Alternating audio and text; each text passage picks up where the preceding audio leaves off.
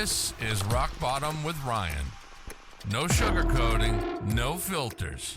The pain, the chaos, the truth. No bullshit. Just recovery.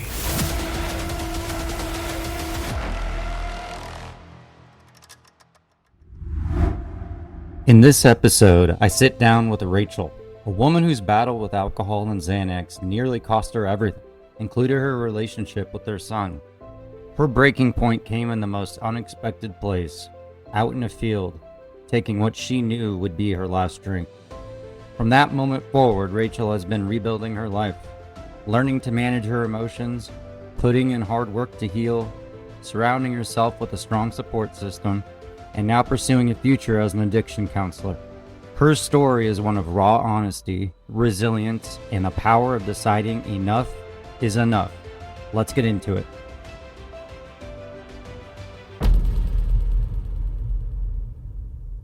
I am Rachel. I live in Fort Lauderdale, Florida, originally from Massachusetts. I've been in Florida since I was about 5-6 years old. What was your drink or drug of choice? I definitely was an alcoholic. I dabbled with other stuff, benzos heavily, as a teen, but alcohol. Can you go into a little detail, kind of like your background of kind of how it started with drinking or, recreational drugs, kind of how it started in your younger years and how it progressed? Yes. So I was hanging out with obviously the wrong crowd, like all of us. I was about, 15, 16 years old, hanging out with the wrong crowd, skipping school, smoking a lot of weed. That's how it started. And I mean, at that age, it was a problem. Obviously, I didn't think that. Then alcohol crept in at parties, and nobody teaches you how to drink properly or, to eat before. And I was about 100, 115 pounds at the time. So I'm tiny. You're not supposed to take 5 shots of Bacardi Gold back to back. Like, don't do that. I was with the wrong crowd. Yeah. And it turned into me doing that occasionally. And then I started doing Xanax and drinking and blacking out a lot. And I was just doing that. And then my mother passed away of an overdose when I was 16 years old. My mother was an addict. She did opioids. My whole life. My father had custody of my sister and I. And, she was in Boston most of my life. My dad brought us to Florida. And, it was a very lonely life without my mom. And I was an older sister, and my dad worked 2 jobs. So I found, company in the wrong crowd, and that's just how it started. When you were around your mother, what was life like around her? What was your relationship with her? Because it sounds like you spent most of your time with your dad. How did that affect your relationship with her? My mother, she tried to be existent. She was really heavy into the addiction most of my life. When she was around, there was a lot of nodding off. I remember a lot of fear. She would fall asleep with cigarettes in her hand, drive off the road with us in the car. There was an incident with that. And my dad divorced her. So she went to Boston. We went to Florida, where my grandparents were. And we would just have a relationship here and there on the phone.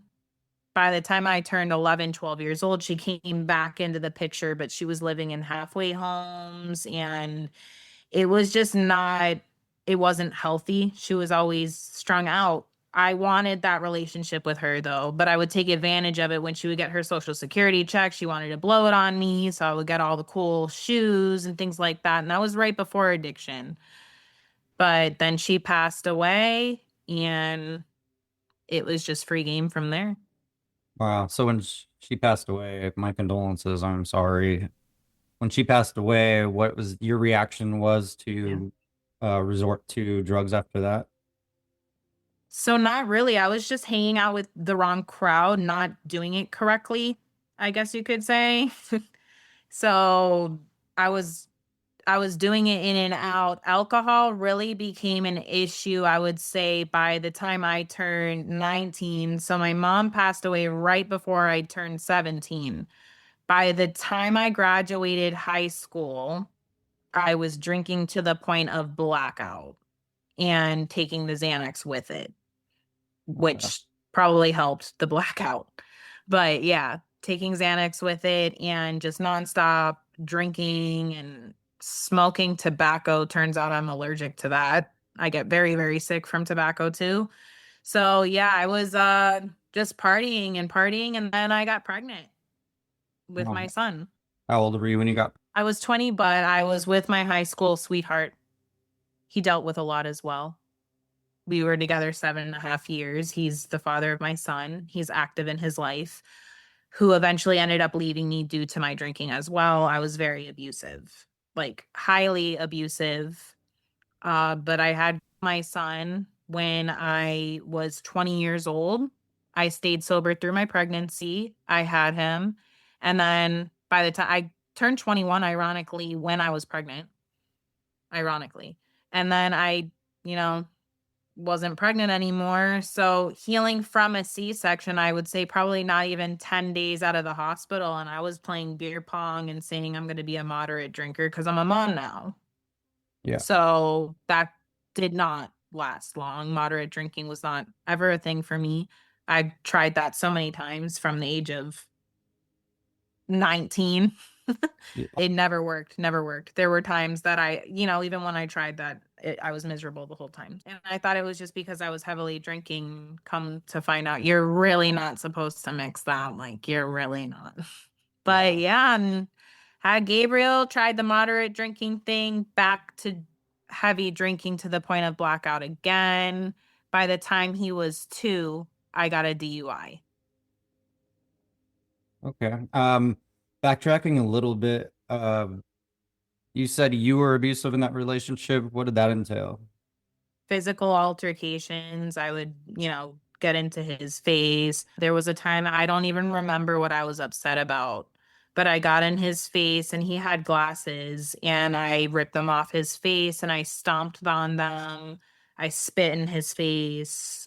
I was just really, really nasty to him. And he did not deserve any of that. He never hit me back.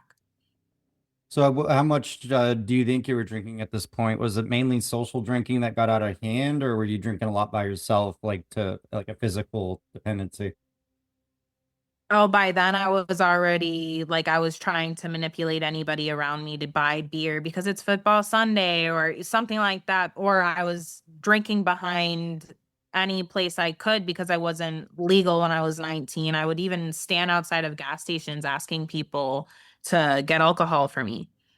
So, how did it continue to progress as you got older? When did you start to realize, hey, I need to cut this out of my life altogether? So I get the DUI and my son's father leaves me. After 7.5 years, he couldn't do it anymore. He leaves me. Now I have a 2.5-year-old son. So, and I'm going through my first real major breakup with somebody I thought I was going to marry. And then I spiraled instead of saying I need to, I need to get better. I spiraled. So I was drinking every single day of that breakup. Can you Hmm? describe like a 24-hour period during that really dark period? Like wake up, drink. I would wake up, yeah, very hungover and sick with the anxiety, and I would go to my little job if I didn't call out. I would even maybe still be drunk, and by noon, 1 o'clock, I'm finding any source of alcohol to start chugging while driving again after getting my DUI. Wow. And I was just until blackout on repeat for literally a decade. How often did they lead to hospitals and how long did they lead to arrests? So ironically, just by the grace of God, I got arrested only one time with that DUI. That could have led to me killing somebody. I actually got I actually, when I got arrested, was not in the car either. I started an altercation at a gas station from somebody trying to take the keys away from me. And when the cops pulled up, they were like, "Wait, but how did you get here?" They searched my car and there was a bottle of brandy in the back, empty. I was really bad, but I got away with it for somehow scot free for a couple of years, and then a few years later the charge caught up to me. And yeah, so then I went on probation and my car sat there with a breath analyzer for 2 years. I ended up getting a boyfriend in 2017 after my son's father, who is not my fiance, who stuck by me through addiction for 7 years. He was about to leave me, and this was the week I got sober. He was about to leave me. I got into a serious fight with my father, who raised me, and I'm very close to him. And I didn't have a relationship with my sister. Everybody around me didn't want to hang out with me anymore at all. I couldn't hold a job. I was not hospitalized for it, but I was having health issues. I was having gastro issues. I was 221 pounds. I was having skin issues, like you name it. I was sleeping all the time. Everything was bad about my life. And I played the victim all the time. There was no accountability ever. My fiance, my boyfriend at the time, tried to leave me. Oh, so how have you asked people now what you were like during that period, and how do you think they would have described you? Sloppy, angry. Besides your mother passing away, which is a huge trauma, what other things do you think led to like your mood changes and why you drank so much? Like, were there things that put your mind in that dark place? Well, anger is actually something that I still to this day in sobriety, 16 months alcohol free, like that's something I still deep down work through. I go to therapy, I do doctor therapy. I'm very into that. But that is something I wouldn't say struggling with, but that's something deep down rooted that I'm still actually trying to work on. I would say it's definitely my mom, my upbringing. It's a lot of that. I feel very betrayed by a lot of people in my life and I hold that in. So I've been working on that, but I'm You- not numbing about it anymore. So you hold a lot of resentment that you're dealing with, but not dealing with because you were numbing yourself. Yes. But I notice I get very agitated very easily. So, I work on that. I do breath work, I meditate, I work out. I very heavily into working out now. Good. I cannot imagine my life without it. I lost 70 pounds since I got sober. I went from 221 to being in my 150s, and I cannot cannot imagine my life the way it was. Wow. So looking back at it, is there anything about that lifestyle that I know this is an odd question, but you miss anything about that past self of yours, or are you just embracing all the positive coming out of sobriety? I'm 100% embracing the positive that, I have now. I have guilt and shame still a little bit. I've gotten a lot better through sobriety about my son, missing out on a lot of his life. I did try early in sobriety, and then I did find a women's group, and I connected quickly with the CEO. She lives in Florida too, and she became a close friend. We hung out, my mentor, but a friend. And then it quickly turned very just into a business, let alone the support that I needed. Okay. And I ventured off in May. I decided this wasn't for me. This isn't what I thought. It's not supporting my sobriety. So I do miss the sense of the friendship I thought I had, although it was alcohol. That was my friend, even Hmm. though that's a very lonely thing to say. But I feel like you understand that that was my friend. I was alone in a room all day drinking my wine until blacking out. And it was my friend. It made me feel good for a little bit until it didn't. But that's what I miss. And that's what I'm on my journey for now, to find that connection and community with somebody sober. So I mean, everybody's got a preference, but my thing is like if it works for you, just keep doing that. Yeah, literally, as long as you're not doing what harmed you, that's my outlook. And my life is just completely better, from losing 75 pounds, being completely present. I'm even an influencer on Instagram. I am trying to literally get the word out of sobriety as much as possible because I felt so alone when I decided to get sober. I didn't realize there's such a community out there. There are people out there that want to listen to you and hear you, and it's important to share your testimony because there there are people listening I that know, have I gone love through it. it just like you.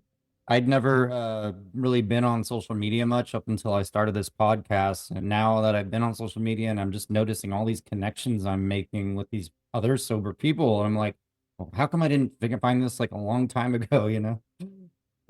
Yeah. Yeah, that's what I thought, and it's just different, from my actual, Instagram to my sobriety Instagram. Just the It's very different actually. It has, my normal Instagram has my people from my past and family and things like that, and then you go on your sobriety one and it's just a whole group of people who understand you and a whole thing of memes that you connect with.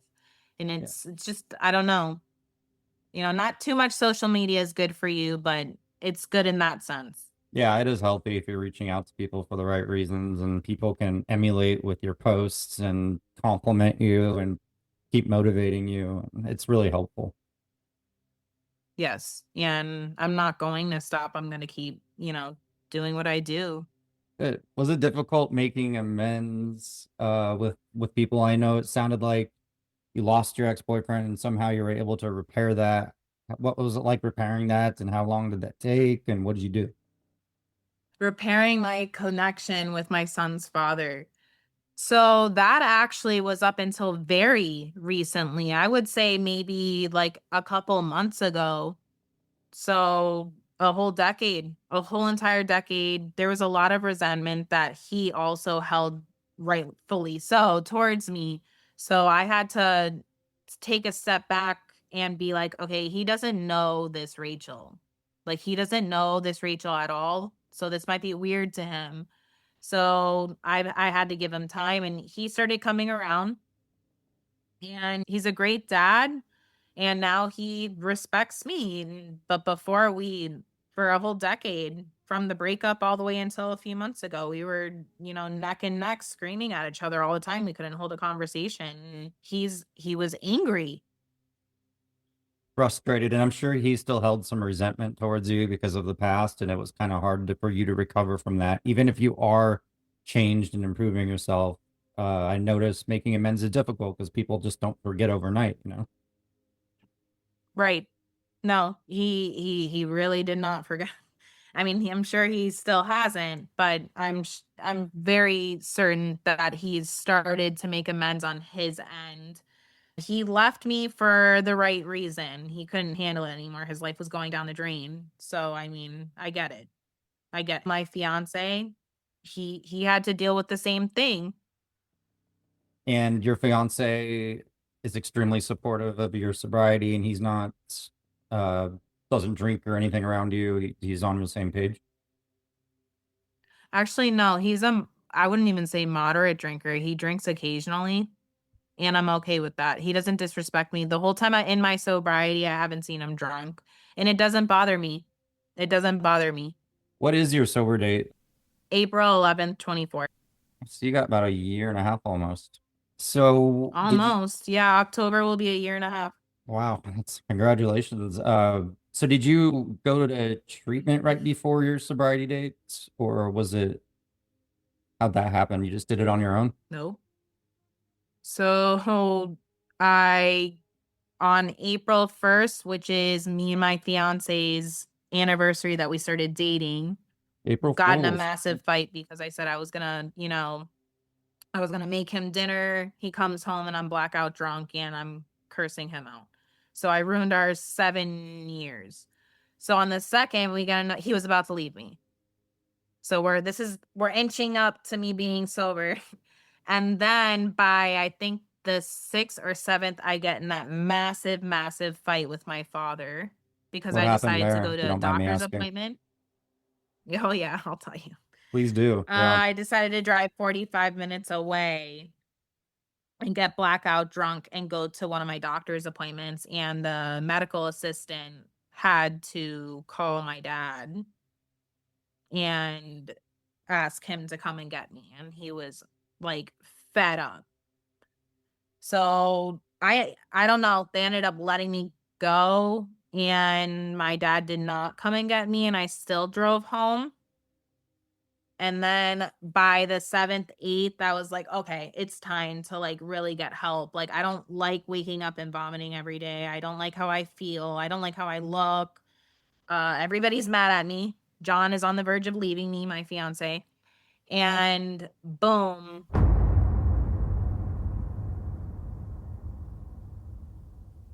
I just woke. No, I went to bed on the 10th after I remember.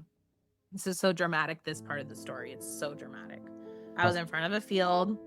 I got 2 shots that I could afford of 99 bananas. I don't know why, but that's what I could afford. And a very cheap bottle of Pinot Grigio. And I sat in my car in front of a field, took both shots back to back, started chugging out of the Pinot Grigio bottle. I threw a tantrum in my car to the point that I almost broke my windshield. And I got out of the car halfway through the Pinot Grigio bottle and I threw it into the field and I just started sobbing. Mind you, John thinks I'm at an AA meeting. So I lied. But this was on the 10th. And What? I said, I'm done. This is premeditated too. I said, I'm going to the AA meeting. I had an old chip, brought that with me so I could say I got a chip. I brought toothpaste with me that I dropped on my shirt. John told me he ended up seeing that months later. And I came home after having that tantrum, cleaned myself off, and I said, tomorrow you are going to wake up with your last hangover. And I did it.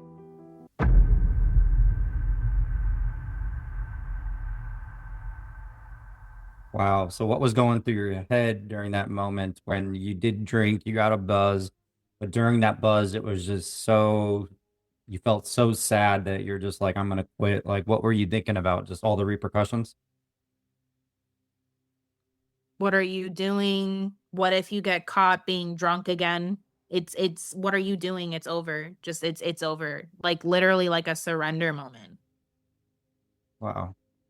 So that would you consider your rock bottom feeling because that was the time you quit and you just said, nope, that's it. No more hangovers, no more anxiety, no more hurting people, no more lying.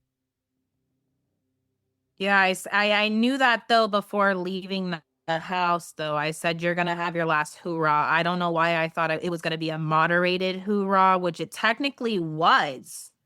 I mean, 2 shots and half a bottle of Pinot Grigio is really nothing for me. Like, so I was able to drink that and well, I probably did come off drunk, but I didn't feel it yet.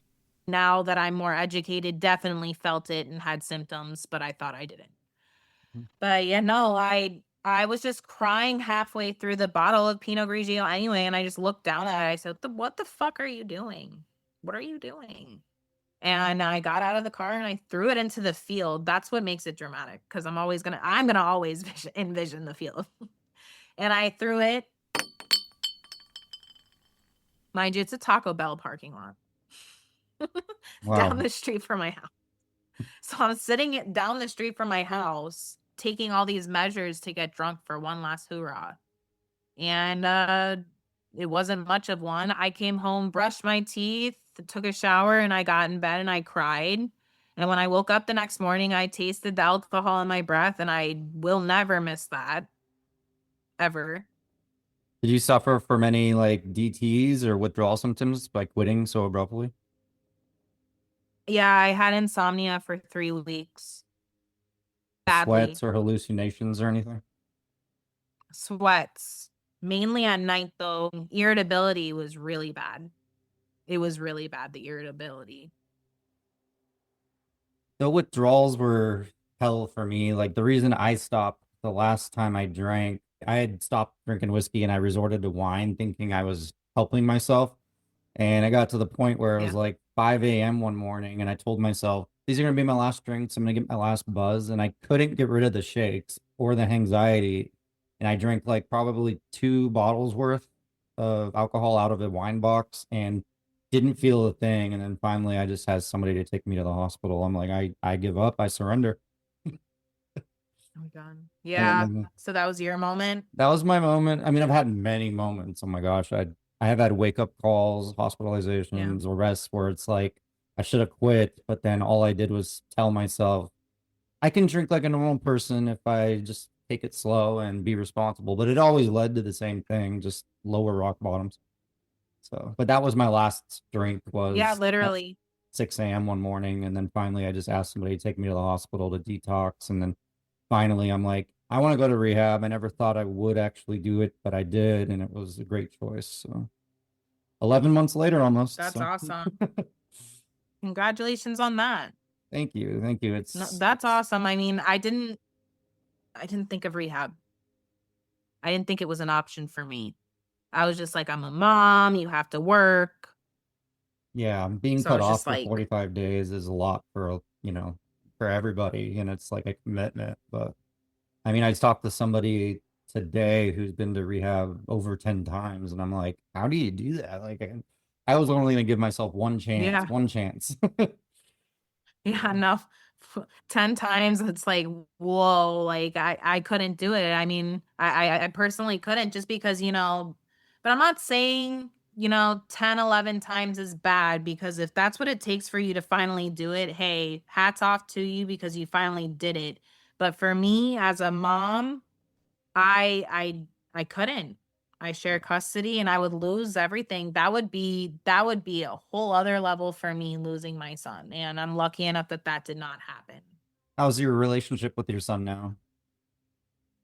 He's my best friend. He's my best friend. He's very aware of sobriety. He knows about everything. I mean, not everything, but he knows. And, there's moments that I regret that I remember about my drinking that, affected him. Yeah, What but we have a very, very good relationship. That's great. That's great. How do you deal with like traumas and frustration and anger now? You mentioned breathing exercises and therapy. Is there anything Yeah. else that you do to handle tough days? Because you can't drink to numb them anymore. So what do you do? Well, so I'm a big crier. Happy, cry, mad, cry, sad, cry. So if I have to cry, I'm going to cry. But I go for walks. That's what I do. Like even if it's dark outside at like 5 a.m., I will go for a walk. For me, it's really movement, which also helps with anger because I lift. I like that. I like that. It helps me. It takes aggression out. I don't punch anything, but I'm not saying that's not an option, a punching bag. I just can't do to injury. But hey, if you punch Yeah. or, a Oh, punching I got the bag or boxing gloves box, behind me, but I mean, I I love see that. walking and I running were like half the things that kept me under control for like 5 years. I had controlled drinking, which is like 6 to 9 drinks a day. That's controlled where my life was actually functioning. But once it like, I quit my job for a relationship and then started drinking every day at home because I was working from home then it just fell off. But yeah, running I've learned in sobriety is just or walking or any exercise yeah, is incredible.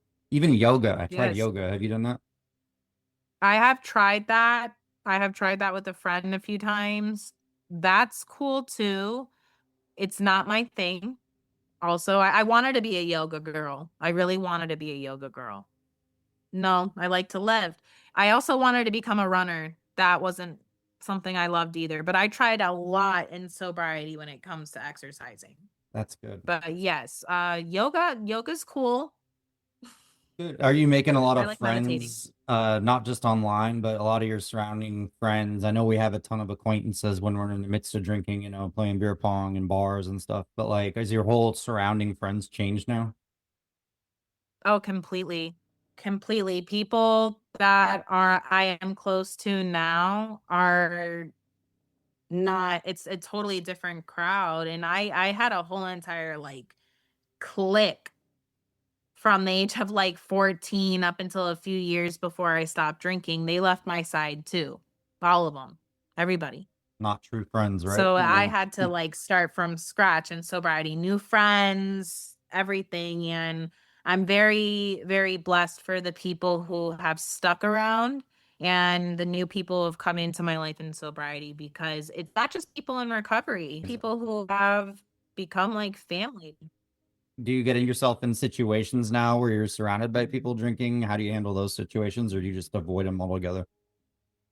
No, in the beginning, I avoided them because it made me uncomfortable. I'm a big football fan. I didn't like going to, like, sports bars or anything like that in the beginning of sobriety. Now, I'm totally okay with it. I don't give a shit because I'm big on health. So, when I put into my mind, not just fitness is awesome for sobriety and it's gonna make you feel better.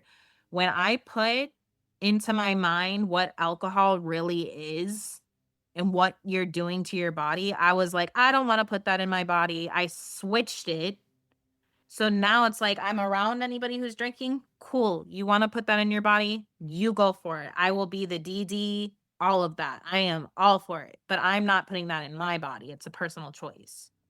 Good. What today in the meeting, my topic, because I was chairing the meeting, was when we're in the midst of our addictions, we put on this mask and this facade that everything is okay. You have your life together, so nobody really notices that you're falling apart. Did you feel like you were doing that in your addiction, and did you have to take that mask off when you got sober? It got so bad that there was no hiding it at the end. People knew something was wrong. I was puffy. I already have rosacea, so I have red cheeks naturally. When you drink alcohol, that intensifies it. I was able to hold a job. I had no money. So towards the end, my life was in shambles for the last like 2 years. And can you describe like examples of what made it in shambles? Just mainly your relationships, financially, it was just everything. Literally, you name it, everything, like, really bad. I had no friends at all. Like I said, the crew of people that I was hanging out with, they were gone, but even the people who are in my life now, who forgave me and are still by my side through sobriety, those people were starting to be like, "Okay, like, I can only handle Rachel in doses. It's a little bit much." Because I was, like, going in the bathroom and taking shots. So I was getting drunker the whole time I'm hanging out with you. They knew something was going on. But Yeah. nobody even wanted to go out and get drinks with me anymore. It wasn't fun anymore. Yeah. No, I know. Like there's this quote that I always say where it's like first we start drinking for fun, then we drink because we can, and then we drink because we have to. And once you start sneaking Yeah. drinks and rolling off and making sure you're pre-funking for virtually everything, you're just doing it because you have to, and it's not fun anymore. No, no, it wasn't fun anymore. I mean, like, why drive with a huge, big gulp thing with my son in the back, a big gulp thing from 7-Eleven full of Pinot Grigio? Well, like, why? Like, there's no reason for that. So you like had a lot of creative ways of masking it and hiding it, hiding drinks and putting them in cups and hiding them under the seat and stuff. Was that kind of the thing? Oh yeah. My son played basketball. I had that in my little, my Stanley, I had the wine. Mind you, there's an odor to alcohol. And I chugged alcohol before going, so I wasn't always, occasional Xanax snuck in there too. So there was blacking out. But yeah, there were times, I was hiding beers or any type of alcohol that was in the house at family gatherings when nobody was looking. I would take extra for later, put it under the sink. I had hiding spots for days.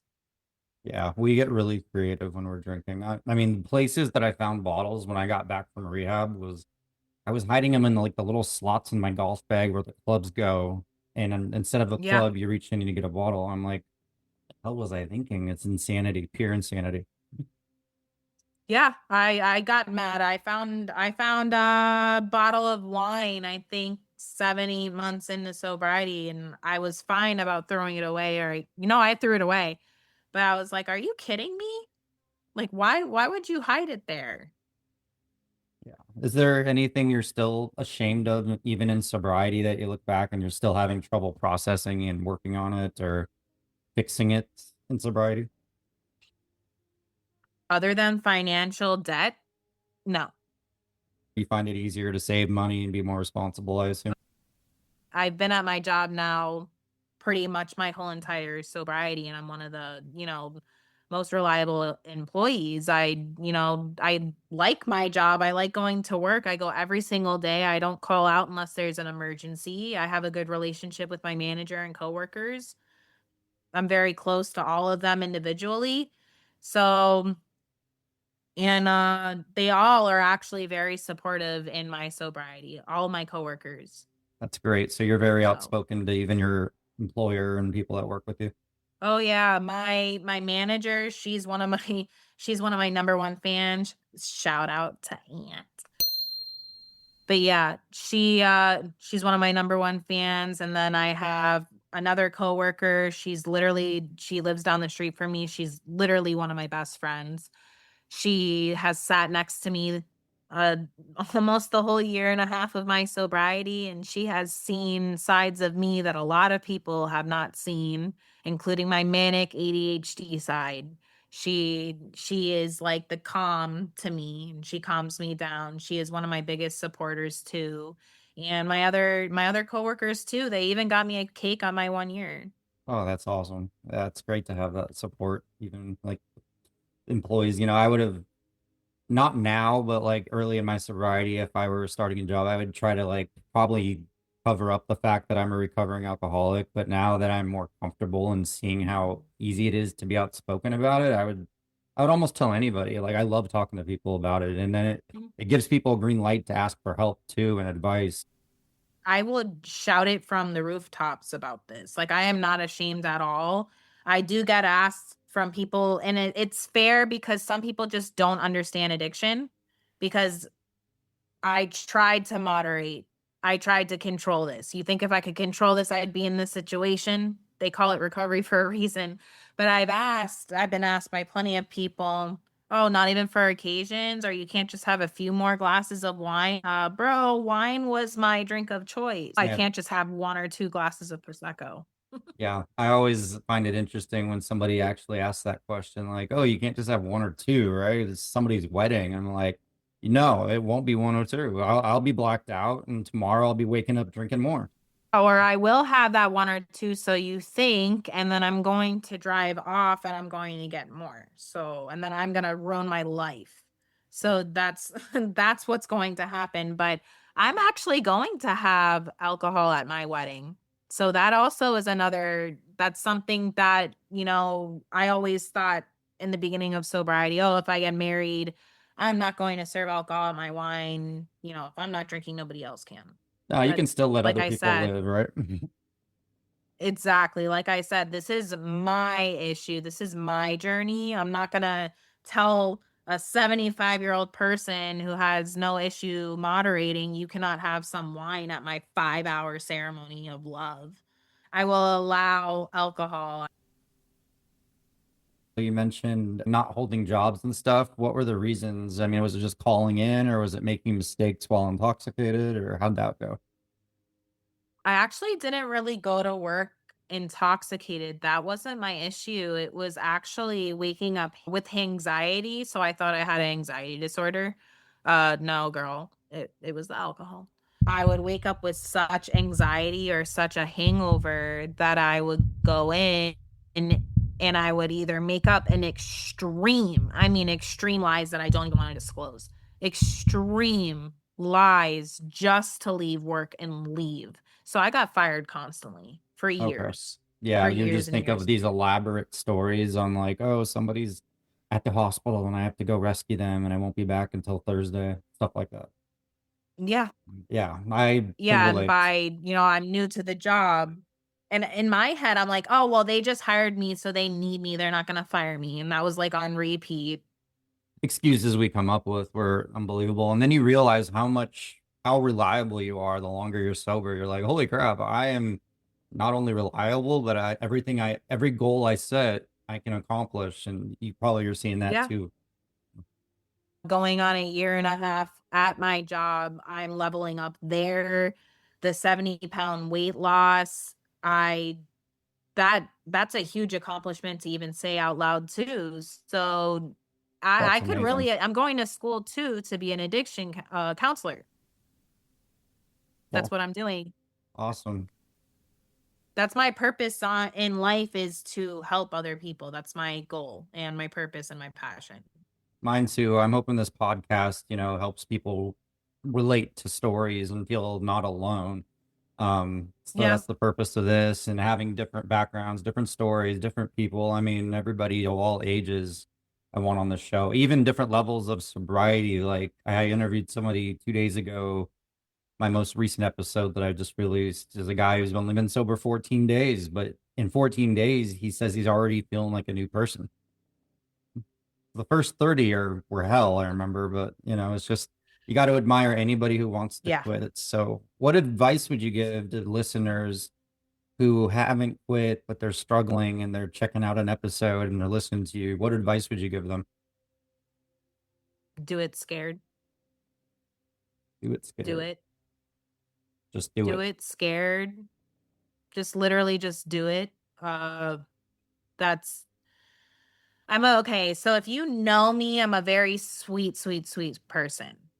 But I'm a very straightforward person. I'm gonna tell you like it is. Like, just fucking do it. Just fucking do it, because I promise you, you are literally holding yourself back by one substance or Yeah. two, three, but you're holding yourself back. Yep. And And there's time is so just much more to passing by. life than sitting there. Yeah, there's so much more to life than just sitting at a bar or sitting in your house drinking or using. There's Yeah. so much more to see. Nature is beautiful, and I'm a vampire, and I love nature a little bit more now. Just a little bit more. I'll go to the Yeah. beach occasionally, and I wouldn't have done that before. So you do So notice just yourself live life. appreciating all the little things now. Like I've noticed the longer I get sober, the more I appreciate just going to the store with somebody and just shopping and doing it coherently and present, as opposed to how I used Yeah. to, where I'd be chugging in the parking lot and not remember doing Yeah. anything, and not remember interactions with people. But like every little thing now just is that much better. And it's wasted time too, because like you said, yeah, or I would be like, hold on, and then they would walk up to the front of the store, and I'm taking a few shots or chugging my wine while they're waiting on me. So it's like, why make people wait? Why are you doing that? You're gonna feel like crap while you're in the store. Yeah. Because I've been there too. What you just said was, yeah, I did that so much, Yeah. constantly. So just do it and live your life the way it's meant to be, because you're going to find your purpose through sobriety. You won't know it the first 10, 20 days. You're not going to know. You're going to feel lost. You don't know who you are. You're going to feel your feelings, and it's going to be hard. But doing the work in any type of aspect is hard, right? Sobriety takes work. You don't know who you are. Those are some of the most powerful words I've heard in a while, to be honest. Like that is so true. None of us know who we are until we actually clear our heads and get to know the real world again and be present. You don't know who you are. That's so Yeah. perfectly said. I really did not know who I was until mid to late sobriety. You're starting to find out what you really like and don't like, and maybe a mental illness that you had that you didn't know you had because you've been numbing, like little things like that you've been avoiding. And trauma, if you have trauma like I do, you need to address that. That's not something you could keep drowning yourself in, because it's going to just keep getting darker. All right. So you're out of that darkness now. Can you just give a brief description of what your life feels like now? Yes. So My life feels, even though I'm always on the go and I add so much to my plate, like I go to school, I'm a mom, I work full time. It's beautiful, but I would not change it for the world. I even, I mentioned this to you too. I lost my mother-in-law a few months ago. I wouldn't have been able to do that while in addiction. I would not have even been able to be there for my fiance. And weird to say, but I would not have wanted to lose somebody to death any other way, because while sober, I was able to feel my feelings and I'm able to grieve properly. And life is just beautiful. It really, really is. I'm able to experience every little thing with my son. I'm able to level up at work, level up with my career, my passion, helping people in sobriety. It's just leveling up my health. I went from negative to positive. Don't know. Now you know. Now it's on. Just simple as that. The sky is the limit. I would shout it from the rooftops about this because I'm not going to stop. Rock Bottom with Ryan. No bullshit, just recovery.